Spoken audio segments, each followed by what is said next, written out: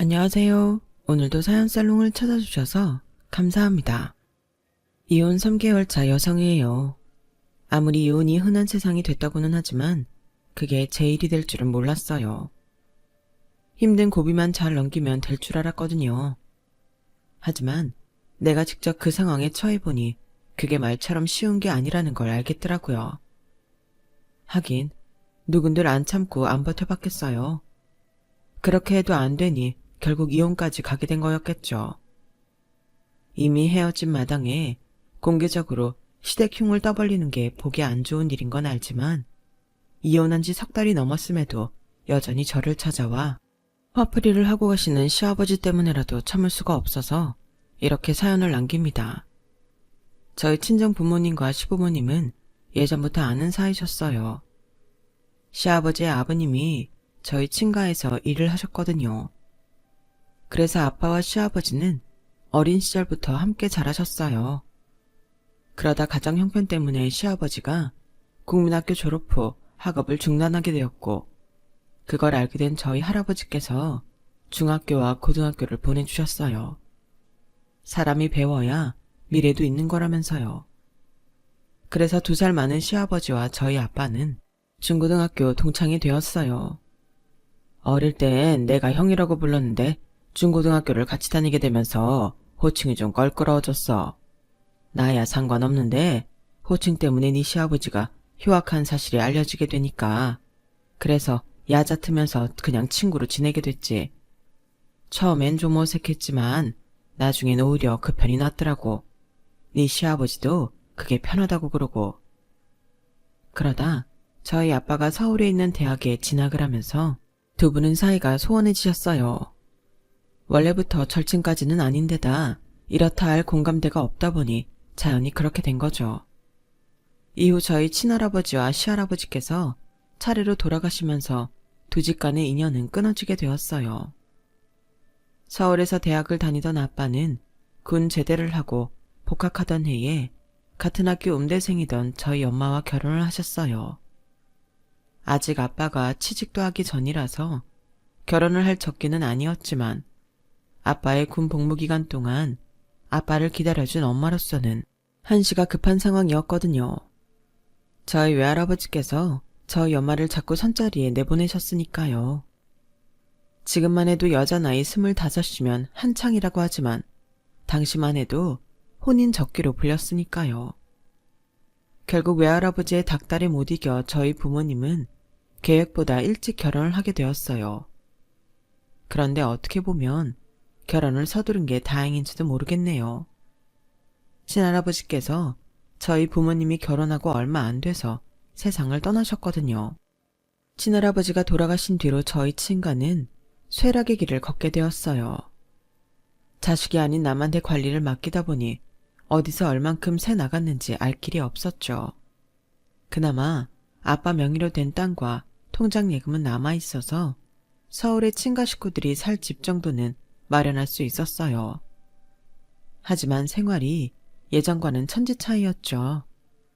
평생 아버지 돈으로 편히 살아왔던 아빠는 그때 처음 가장의 무게를 알게 되었다고 하더군요.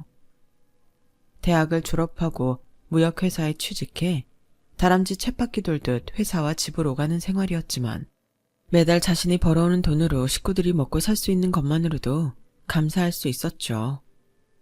고모가 시집을 가고 제가 6살 무렵 할머니가 세상을 떠나시기까지 저희 집은 대가족을 이루고 살았어요. 목돈이 필요할 때면 할머니는 시집 올 때부터 지니시던 폐물과 반지들을 팔아 아빠 몰래 저희 엄마한테 쥐어주셨어요.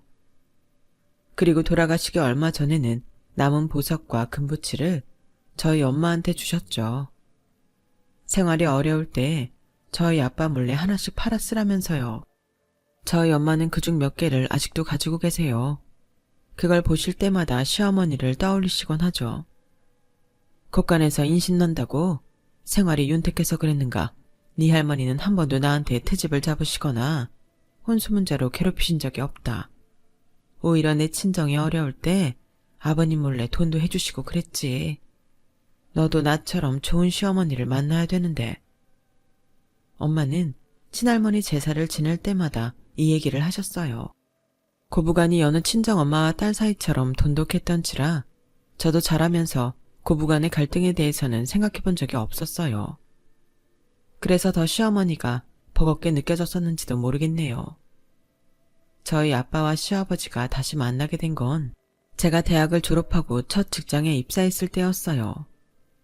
거기서 제 남편을 만나게 되었는데 연애 1년 차쯤 되던 무렵 길에서 저희 아빠와 마주치게 된 거예요. 그 바람에 남편이 저희 집에 인사를 오게 되었고 부모님 고향 얘기를 하면서 상황은 급변해 양가 아버님이 다시 만나게 된 거죠. 저희 집 사세가 많이 기운 것과 달리 남편네 집은 예전에 비해 살림이 많이 핀 상태였어요. 특히 아버님이 하시는 식당이 장사가 잘 돼서 직장 생활을 하시는 저희 아빠보다 벌이가 훨씬 좋으셨죠. 오랜만에 만난 주인집 아들이 자신보다 못한 처지란 걸 알게 된 아버님은 은근히 기뻐하셨어요. 반면에 저희 아빠는 좀 불편해 보이셨죠. 아버님은 예전에 저희 할아버지한테 은혜를 입은 얘기를 하시면서 고기며 과일 바구니를 들고 저희 집에 자주 왕래를 하셨고 휴가철에는 여행도 함께 가자고 하셨어요. 처음엔 이런저런 핑계를 대며 가족 여행에 빠지시던 아빠도 저와 남편의 혼사 얘기가 오가기 시작하면서는 저를 위해 참석하셨어요. 아빠의 이런 노력에도 불구하고 결혼을 서두를 수 없었던 데는 그럴 만한 이유가 있었어요. 당시 저희 부부가 다니던 회사는 사내 연애 금지였거든요. 결혼식이야 어떻게 한다고 해도 결혼식 이후에 둘 중 하나는 회사를 떠나야 했어요. 뭐? 나보고 이직을 하라고? 왜 내가 옮겨야 되는데 자기가 옮기면 되잖아. 은경아, 너도 생각을 해봐. 어차피 여자는 애 낳고 나면 회사 그만두게 될 확률이 높잖아. 하지만 남자는 달라. 한 직장에 진득하니 다니면서 라인 잘 잡아서 위로 올라갈 준비를 해두는 게 좋다고. 내가 직장 오래 다니면 결국 자기한테 좋은 거 아니야? 인정하고 싶지는 않았지만 남편 말이 틀린 건 아니었어요. 그래서 할 수 없이 제가 결혼을 앞두고 이직을 했어요. 결혼은 이직 후 새로운 회사에 적응을 한 뒤 하게 되었고요. 제가 이직까지 했음에도 불구하고 결혼식을 올리기까지 모든 게 순탄했던 건 아니에요. 저희 시아버지가 저희 아빠 속을 꽤나 긁으셨거든요. 재홍아, 네 딸내미 혼수 걱정은 말아라. 내가 니네 집 사정 누구보다 잘 아는데 설마 혼수 적다고 타박을 하겠냐? 그러니까 형만 믿고 후딱 시골리자. 남들은 아들내미를 있는 집에 장가보내 한미천을 잡을 생각을 한다지만 난 그런 속물 아니다. 돈이라면 나도 차고 넘치게 있어. 예전에 먹을 것도 없어서 지질이 궁상이던 천태섭이가 아니다 이 말이야. 재영이 넌 부모 잘 만나서 배고픔도 모르고 살았겠지만 난 아니잖냐. 내가 배고픔을 겪어본 사람이기 때문에 지금의 이 부를 누리게 된 거라 이 말이야. 재홍이 네가 나만큼만 세상을 알았어도 그 많던 네 아버지 재산 그렇게 뺏기지는 않았을 거다. 대학만 나오면 뭐하냐. 세상 돌아가는 이치도 모르는데 내가 너였다면 한 푼도 안 잃고 그 재산 다 지켰을 거다. 듣기 좋은 꽃노래도 한두 번이야. 너 잘난 거 알겠으니까 내 아버지 재산 얘기는 그만해. 어쭈? 이 녀석이 형님한테 너가 뭐야? 네가 아직도 만석부자 아들인 줄 아냐? 후작 월급쟁이 주제에 자존심 있어가지고. 야마, 세월이 변했으면 너도 변화에 적응해야지. 언제까지 도련님 대접받고 살 생각이야? 한 번씩 시아버지가 저희 아빠 속을 긁을 때마다 두 분은 어린애들처럼 싸움을 하셨고 그로 인해 제 결혼은 미뤄지게 일쑤였어요.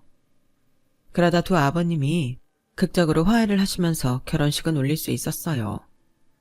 지금 와서는 차라리 그때 혼사가 어그러졌더라면 좋았을걸 하는 생각이 들지만요.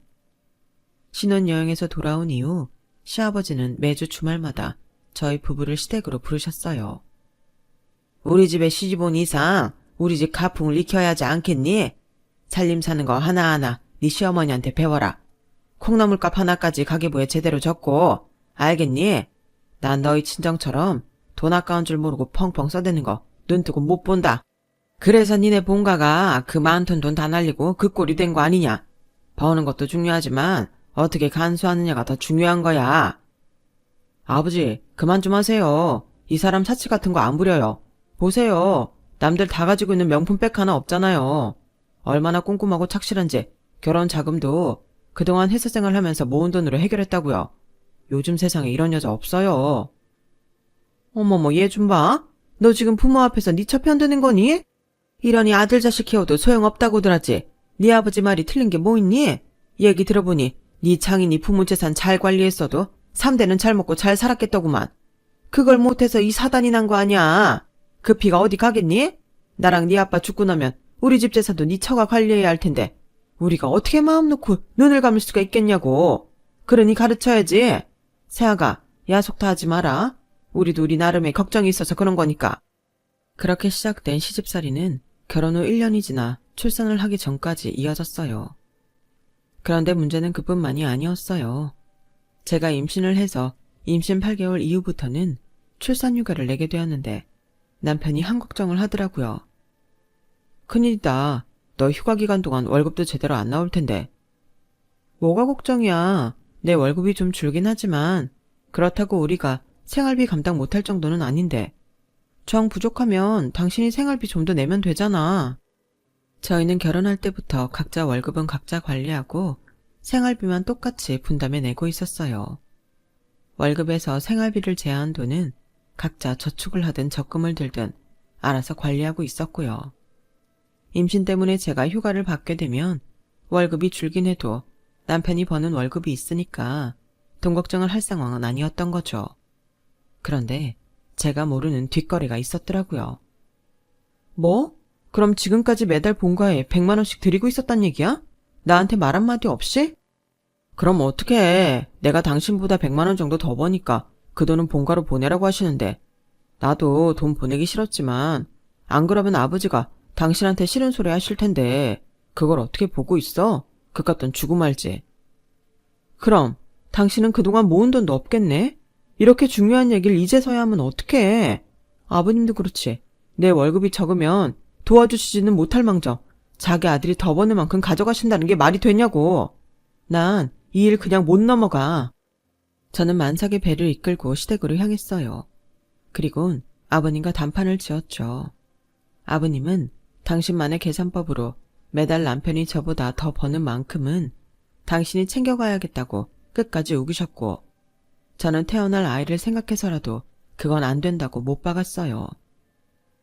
아버님이 전 그 돈을 받으셔야겠다면 저 애 안 낳을 거예요. 애 키울 돈도 없는데 무슨 애를 낳아요? 저 당장이라도 병원 가서 애 지우겠습니다. 이런. 너 지금 그걸 말이라고 하는 게냐? 그깟 돈 100만 원 때문에 애를 지운다니. 그게 부모로서 할 말이냐?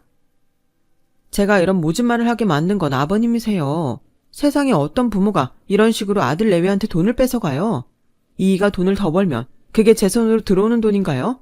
다 저희 가족이 쓰는 돈이잖아요. 태어날 아기가 쓰게 될 돈 아니냐고요. 근데 그걸 아버님이 가져가시겠다니 저도 어쩔 수 없는 거죠. 아버님 욕심이 손주 목숨을 뺏는 거라는 것만 알아두세요. 애를 안 낳겠다는 제 초강수에 아버님은 결국 두 손을 들고 말았어요. 집에 돌아와 친정엄마한테 이 얘기를 했더니 엄마가 혀를 차시더라고요.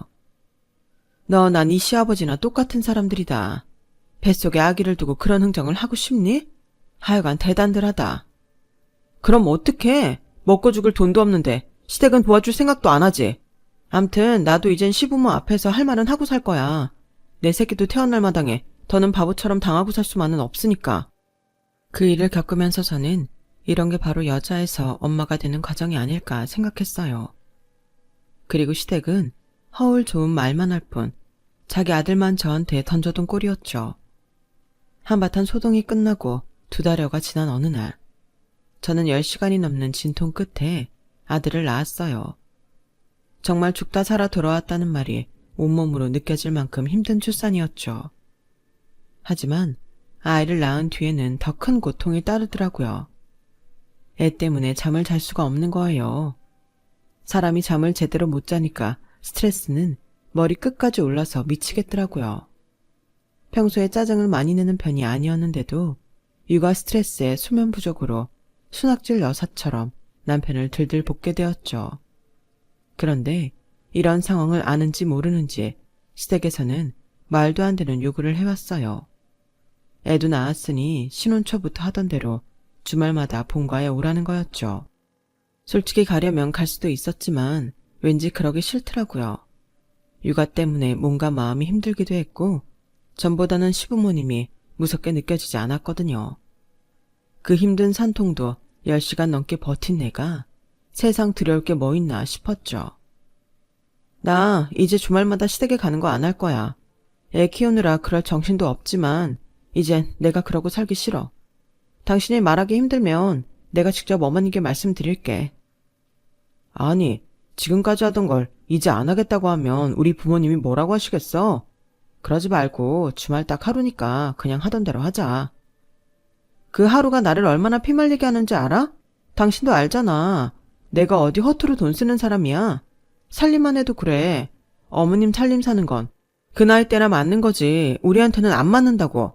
마트에 널리고 널린 게 고추장 된장인데 그걸 굳이 만들어 먹을 필요가 뭐가 있어? 우리가 먹으면 얼마나 먹는다고. 적게 먹을 땐 오히려 사 먹는 게 돈도 적게 든다고. 암튼 자기한테 하나하나 설명하기 힘드니까 당신도 나한테 당신 엄마처럼 살라고 강요하지 마. 몰라. 당신이 끝까지 고집을 부리겠다면 직접 엄마한테 말해. 난 중간에서 욕먹기 싫으니까.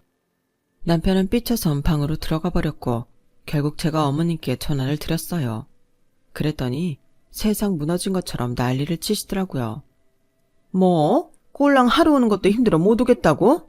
혹시 네 친정에서 그러라고 하디? 네가 친정에서 제대로 못 배워온 거 내가 가르치겠다는데 그것도 싫다 이거냐? 그럴 거 왜 내 아들이랑 결혼했니? 네가 살고 싶은 대로 살 거면 결혼이고 뭐고 할 거 없이 혼자 살 일이지. 왜 내 집에 며느리로 들어왔냐고. 어머님, 제가 어머님한테 살림 배우려고 시집 온 거는 아니잖아요. 게다가 저희 실상에 안 맞는 부분도 많으니 저희 식대로 살겠다고 하는 건데 어머님이 이해 좀 해주시면 안 돼요? 그리고 전부터 말씀드리고 싶었는데요. 툭 하면 저희 친정 얘기 꺼내시는 거요. 이제 그만하시면 안 돼요. 어머님 아버님께는 그저 심심풀이로 내뱉는 말들이겠지만 저희 부모님한테는 아니잖아요. 상대가 듣기 싫다고 하는데도 매번 그러시는 거 고문이나 마찬가지예요. 자식인 제 입장에서도 듣기 거북하고요. 어머, 얘 말하는 것 좀 봐. 너 시집 와서 아들 하나 낳았다고 눈에 뵈는 게 없는 모양인데 이러는 거 아니다. 그리고 우리가 없는 말 한 거는 아니잖니.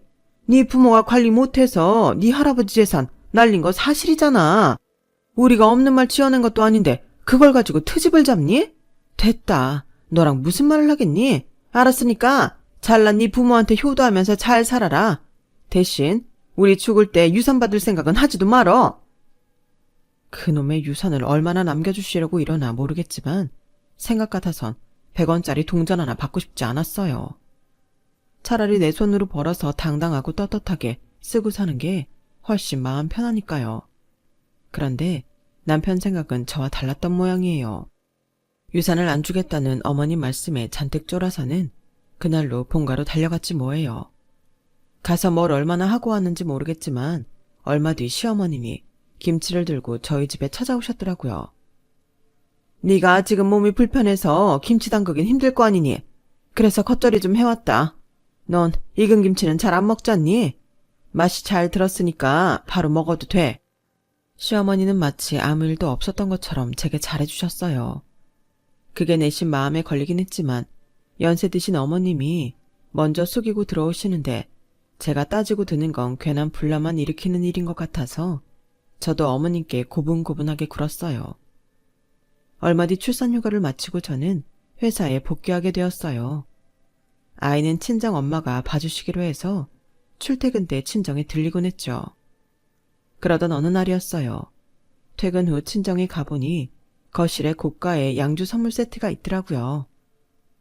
저희 아빠는 술도 안 드시는데 웬 건가 싶어 물어봤죠.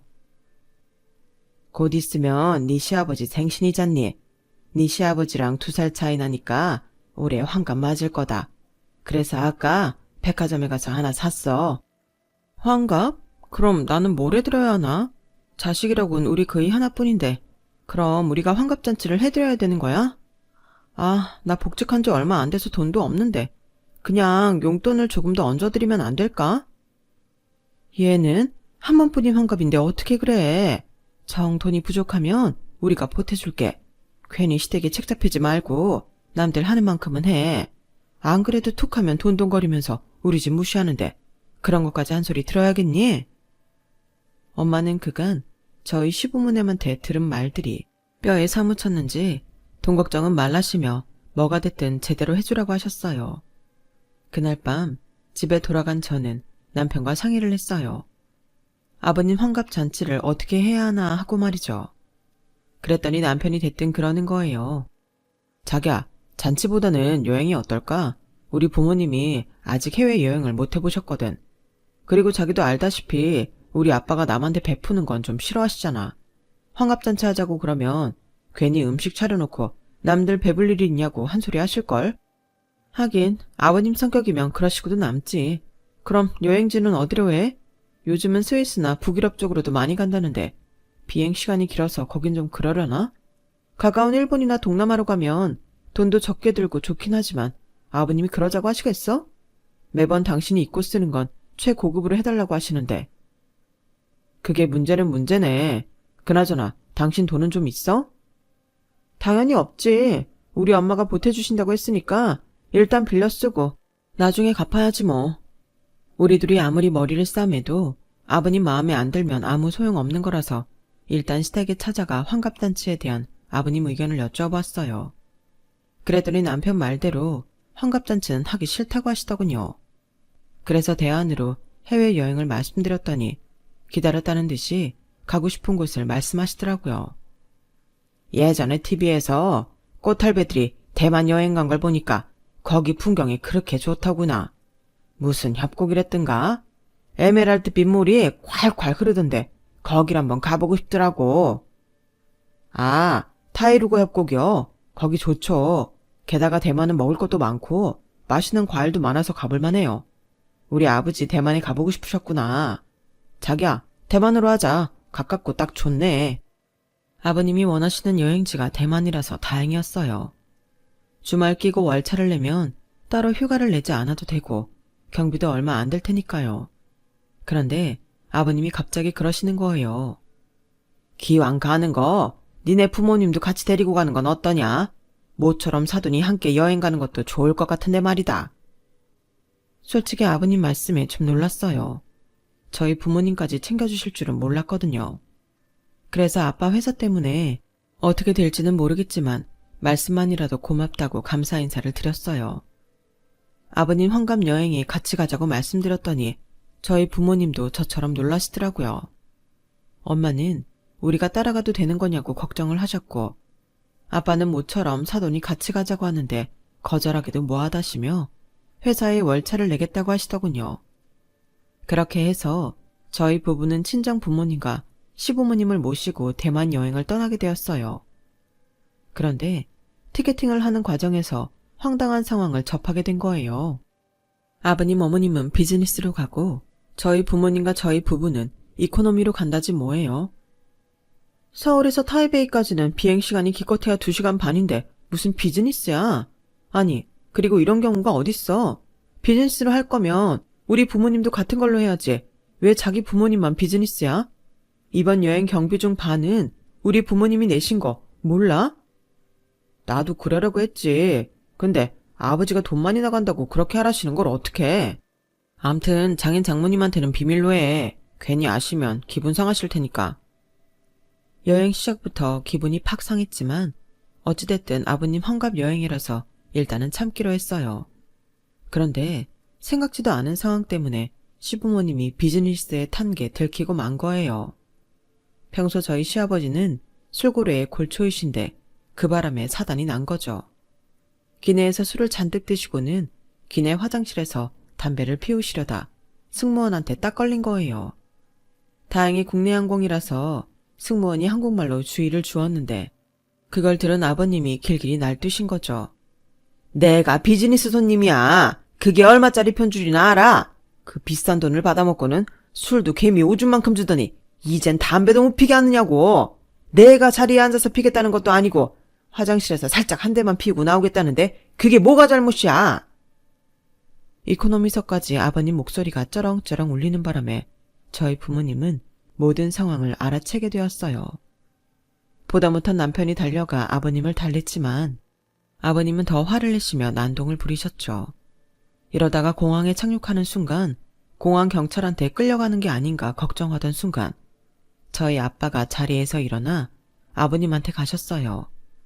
그리곤 아버님 귀에 뭐라고 한마디 하시자 아버님이 순한 양처럼 고개를 떨구곤 조용히 자리로 가시더군요. 덕분에 최악의 상황은 면했지만 객석에서 사람들이 욕하는 소리는 고스란히 제 귀에 들려왔어요. 아빠가 자리로 돌아오시자 엄마가 무슨 얘기를 했냐고 물었더니 아빠가 빙그레 웃으시면서 그러시더라고요. 내가 무역회사에 다니느라 해외 출장을 많이 다녀봐서 아는데 이런 경우 항공권 가격의 100배를 벌금으로 내게 된다고 했더니 입을 다물더구만. 하여간 저 녀석한테는 돈 깨진다는 말이 세상에서 제일 무서운 소리라니까. 아빠의 거짓말 덕분에 시아버지는 무사히 타이베이 공항에 내릴 수 있었어요. 여행 중에도 아버님이 무례한 행동을 할 때마다 저희 아빠가 벌금을 무기로 단속을 하셨죠.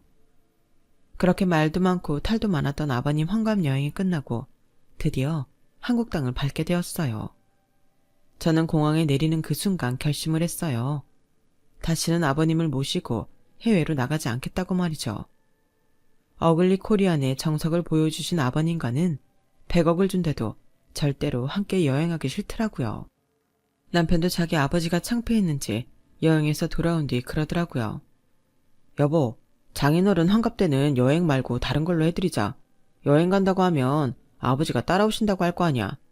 아, 난 이번 같은 경험은 다시는 하고 싶지 않아. 누군 가고 싶겠어? 나도 싫으네요. 결국 아버님 때문에 이후로 그 누구도 가족여행의 기억자도 꺼내는 사람이 없었어요. 환갑여행 이후 아버님은 저희 아빠 앞에서 전보다 온순해지셨어요.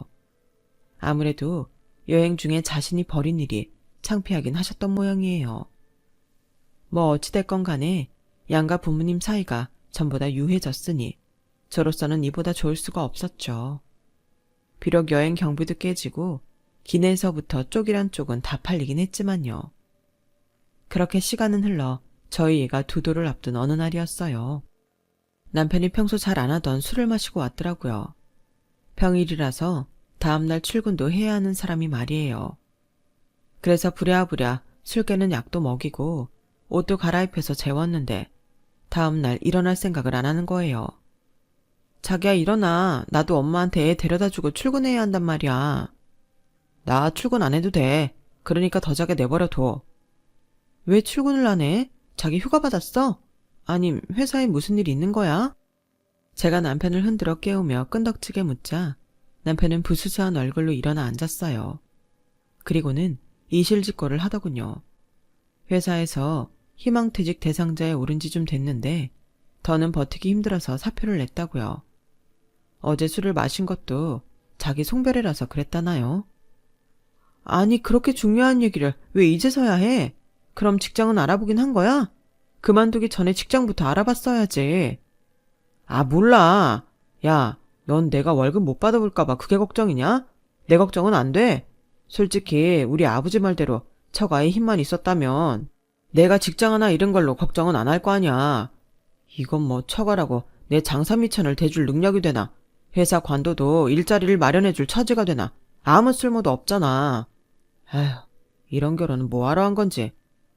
당신 지금 말 다 했어? 회사에서 잘린 건 당신인데 왜 내 친정 탓을 해?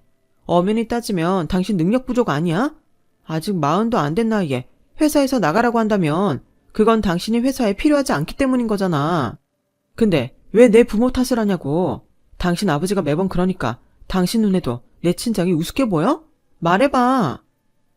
출근을 앞두고 있어서 조용히 끝내려고 했지만 남편이 제 친정 탓을 하는 바람에 저도 더는 참아 넘길 수가 없었어요.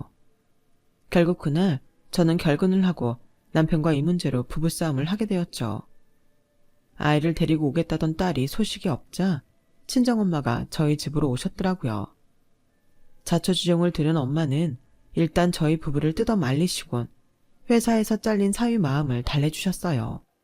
그런데 이 멍청한 남자가 느닷없이 처가 탓을 하면서 아버님이 하시는 단골 멘트대로 저희 아빠 탓을 하지 뭐예요.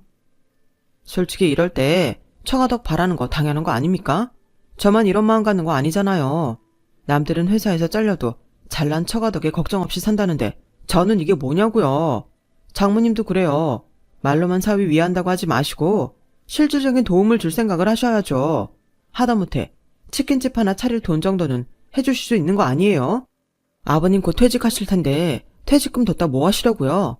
자식이라곤 저 사람 하나뿐인데 사위인 제가 살아야 장모님 딸도 사는 거잖아요. 안 그래요? 그러니까 장인어른 퇴직금으로 가게 하나만 차려주세요. 그 약속만 해주시면 저 더 욕심 안 부릴게요. 보자 하니 자네 안 되겠군. 젊은 사람이 일자리 다시 찾을 생각은 않고 뭐? 다 늙은 장인 퇴직금으로 가게를 차려달라고? 기가 막혀서 원. 막말로 그 나이에 회사에서도 잘린 사람을 내가 뭘 믿고 가게를 차려주나? 장사는 쉬운 줄 아나? 자네같이 썩어빠진 정신을 가지고 사는 사람이 단번에 성공할 정도로? 어림도 없네. 오늘 들은 말은 못 들은 걸로 할 테니 정신 차리고 새 직장인 알아보게. 장모님, 정말 이러시기에요. 이렇게 나오시면 저도 생각이 있습니다. 저요, 앞으로 처가엔 발도 안 들일 거예요. 아유, 그러게나. 나도 자네 같은 사위 필요 없네. 원 말이 되는 소리를 해야 들어주지. 어디서 대도 않는 소리를 짓거리고 있어. 그리고 직장을 잃은 건 내 딸도 아닌 사위인데 왜 부모도 아닌 우리가 자네 가게를 차려줘야 하나? 그렇게 꽁으로 가게를 얻고 싶으면 잘 사는 자네 아버지나 찾아가게. 가서 가게를 달라고 하든 집을 달라고 하든 자네 마음대로 하라고. 이런 정신 빠진 놈한테 내 딸을 줬다니 할 수만 있다면 이 결혼 무르고 싶은 심정이야. 그날 부부싸움에서 시작된 싸움은 사위와 장모 싸움으로 번졌고 쪽수에서 밀린 남편이 자기 부모까지 집으로 불러들이면서 싸움은 걷잡을 수 없이 커졌어요. 그 바람에 회사에 출근했던 아빠까지 반차를 내고 달려오시고 말았죠. 내 아들이 뭔 잘못을 했냐? 살다 보면 직장을 잃을 수도 있고 그럴 때 처가덕도 좀 볼 수 있는 거 아니냐? 맞는 말 했구만. 뭐가 문제라고 이 난리를 피워. 안사돈도 그러는 거 아닙니다. 사위도 자식 아닙니까? 직장 잃고 마음 다친 애한테 꼭 그렇게 매정하게 해야 했습니까? 안사돈 마음 씀씀이가 그러니까 나이 들어 그 모양 그 꼴로 사는 겁니다. 전태섭, 너 지금 그걸 말이라고 해. 네 자식이 못난 회사 딸린 걸 왜 우리 탓을 해? 탓을 하려거든 네 자식 탓을 해야지. 이 자식이 어디서 반말이야. 너 임마 나보다 2살 어린 놈이 왜 자꾸 반말이야. 네가 아직도 도련님 행사를 하고 싶은 모양인데 웃기지 마 이 자식아. 니네 집 망한 게 언젠데 아직도 그 버릇을 못 고쳐? 고작 월급쟁이 주제에 까불긴. 2살이 아니라 10살이 많아도 나한테 넌 천태섭이야. 기억 안 나냐? 네가 우리 아버지 도움으로 중학교 들어갈 때 네 입으로 뭐라 그랬냐? 앞으로 네가 날 형으로 모신다고 했냐 안 했냐? 그런 걸 내가 친구 삼아줬더니 뭐가 어쩌고 어째?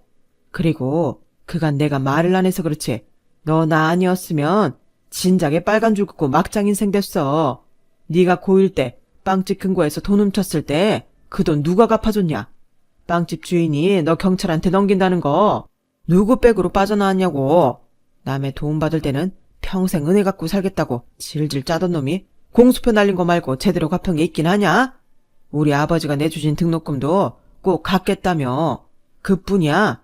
네 아버지 도박으로 집 날리고 네 어머니 옷가락지까지 팔아먹었을 때 네 식구들 걷어준 게 누구냐? 우리 아버지야. 그런데 은혜는 못 갚을 망정 툭 하면 조롱이나 하고 사람을 무시해? 다른 사람은 몰라도 넌 나한테 그러면 안 되지. 오냐, 네 놈이 이제야 본색을 드러내는구나. 그동안 돈 갚으라고 하고 싶은 거 어떻게 참고 있었냐?